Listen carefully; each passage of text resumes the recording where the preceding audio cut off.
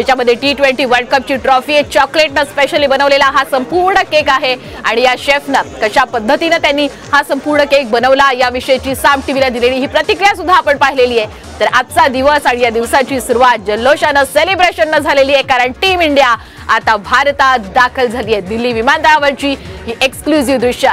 दिल्लीमध्ये खरं तर आज सकाळपासूनच रिमझिम पावसाला सुरुवात झालेली आहे, मात्र पाऊस असला तरीही उत्साहात कुठेही कमतरता नाहीये।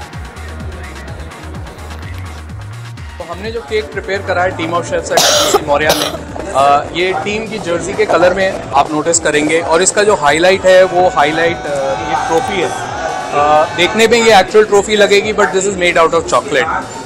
हमारी एक्सपर्टीज इंग्रेडिएंट्स की रहती है, तो हमने एक ट्रिब्यूट पे करने के लिए हमारी टीम को, टीम इंडिया को, हमने ये ट्रॉफी आउट ऑफ चॉकलेट बनाई है। So this is the highlight. ये हमारा केक है to welcome the winning team to the champions. This is what we have done.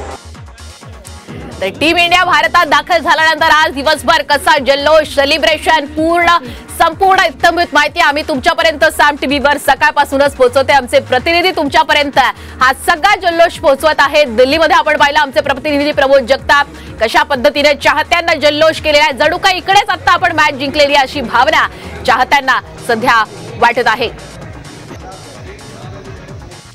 आता आपण पाहूया टीम इंडियाचा संपूर्ण दिनक्रम कसा असेल। सकाळी 11 वाजता पंतप्रधान मोदी यांच्या निवासस्थानी स्नेह भोजन असेल।